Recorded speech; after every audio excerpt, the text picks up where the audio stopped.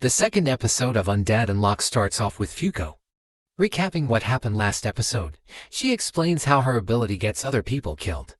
She explained how she wanted to die, but found Undead that was able to make her feel like and realized she wanted to live a little longer. So, she thought, we see the two in a small alley. The undead men have Fuko pinned against the wall. She wondered how she get into this situation.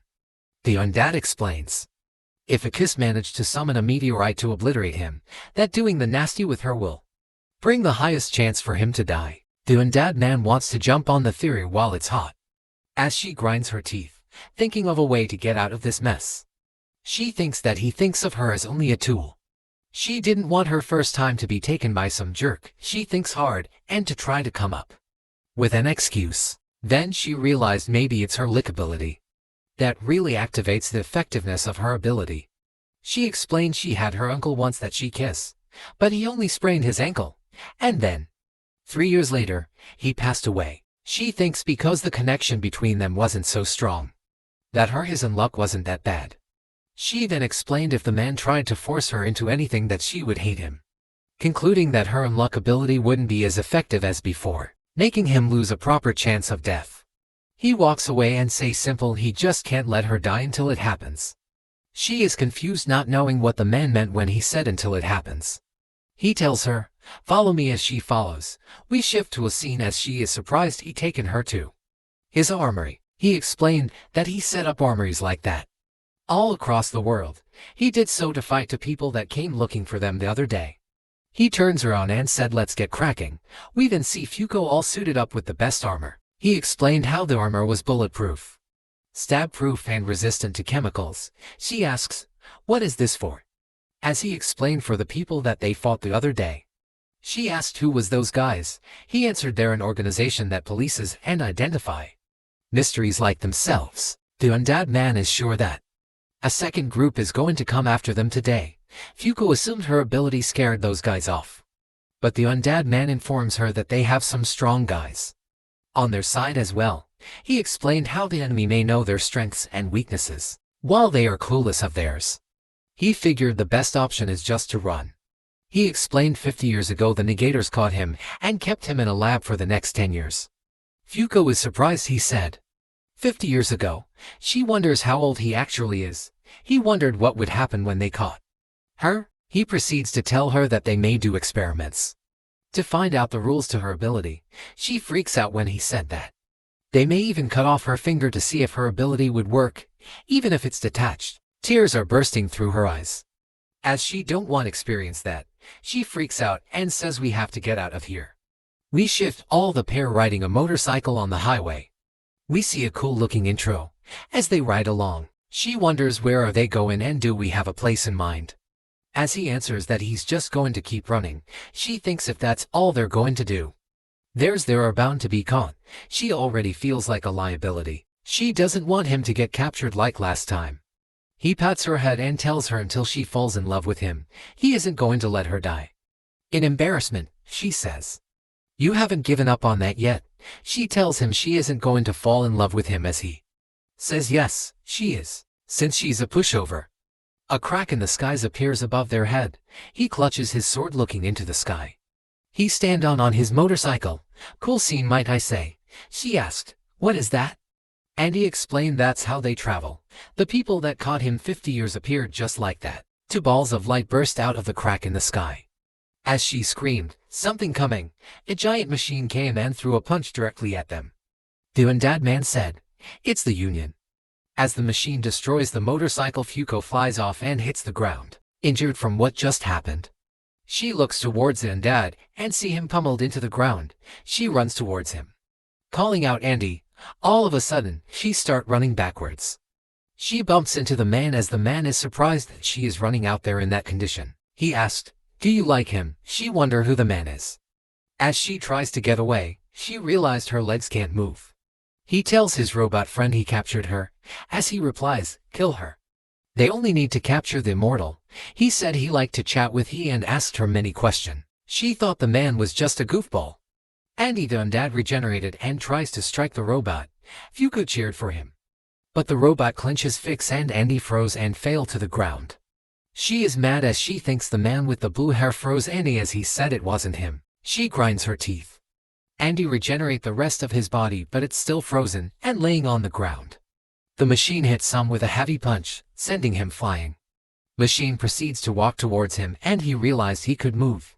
Andy assumes the reason why he couldn't move was because of the man's abilities.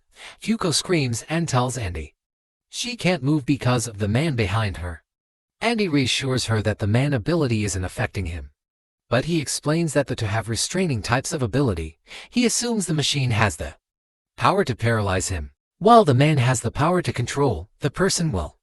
The man realized that the undead is a very experienced and intelligent fighter. But he thinks it isn't enough to defeat them.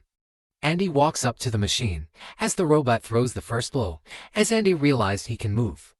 After he gets hits, the machine called Andy foolish as the two began to trade blows. Andy would take the big hits and hit the machine with strong counters, reckless way of fighting. But Andy is undead and can regenerate at an incredible rate. As the two rolled out, Fuko begins to have a conversation with the man. She asked, "Are the two of them going to get chased forever?" The man technically said yes. Her capture level raised to a level 8 out of 10. Since she was able to summon a meteorite, he explained that she will always have people going after her, because she's just like him. She realized that she and the undead are navigators. She asked, "Why aren't they being in chase?" As the machine knocks Andy head off and proceeds to walk towards them. The man says she has the right to know. He began to explain that there are 10 members to the organization called Union. Once they exempt you from being pursued, you can carry out missions for them. She gets excited as she thinks she can join them. But the robot clenches his fist, paralyzing her. He tells us there's no vacant seats. As he swings to kill her, Andy dives in with a burst of blood and saves her just in time. He laughs and says, "Let's do it. Let's join." He proceeds to tell her let's kill 2 people to make some space. He said he doesn't know what they will have them do. Then he lifted her chin up and looked directly into her eyes. And he isn't going to let her die and isn't going to let anybody else have her. She agreed as her cheeks turned red. She removed her glove, placed her hand on his chest, and then ran away. The two noticed that they made contact. The man think it wasn't big deal since it was a small area. She yells out a huge stroke of unluck is on the way, and begins to ramble on about her feelings. Andy he proceeds to move backwards slowly. As she screams, Andy don't get the wrong idea. A truck crashes through heading directly towards Andy and the other two. He asks the two to give them their seats. As the truck proceeds to explode, Andy flies out of the smoke as the machine gives chase. And the man with blue hair hangs for his dear life. On the machine's back, Andy flies into a building as the two follows. He maneuvers through the building beautifully using his abilities, losing the two as the two searches for him. He thinks to himself that he will use hit and run tactics until he figure out their abilities, but when he gets ready to attack, he realized there's dynamite in front of him. The dynamite goes off, destroying the entire building. We shift to her running into the smoke, thinking, can it be her ability? Or can it be just coincidence? The robot emerges from the rubble. He takes it was the unlucky girl ability that caused this mess, but he is grateful for the suit because without it, he would have died. He looked through his scanners and see the hand sticking out of the rubble. As he grabs the hand he thinks he secured the undead. Andy walks out to the smoke behind him. The robot throws away the hand while Andy bites his finger. He points it towards him. Andy explains that his limbs disappears after 30 seconds. The machine man has Andy paralyzed. But Andy explains that his ability can't stop his regeneration. He shoots his finger directly into the head of the machine. He called the attack parts bullet. The machine man drops as he said one down. The blue-haired man comes out to smoke and realize his partner was dead. As Andy says, "You're next." The man doesn't want to fight. But Andy says he needs 2 seats. The man gets into a fighting position. As Andy dashed towards him, he went for an attack on the right side. But when the attack landed, he realized he attacked using his left side. The two began to trade blows. As the blue-haired man is impressed with Andy's combat ability, the blue-haired man is having so much fun he wished he could spar with him regularly. As Fuko arrives, she thinks they have befriended each other. As Andy screams out, he's just screwing around. Andy realized Fuko has his sword and asked her to throw it towards him. Andy dashed towards the man and continued attacking, realizing that the enemy abilities is to confuse the body perception. She throws his sword. He catches it, and ready to attack he hesitated for a moment, which truly activated the man ability and left him frozen. He was surprised. The man was alive for 200 years. He still hesitates when he takes a life.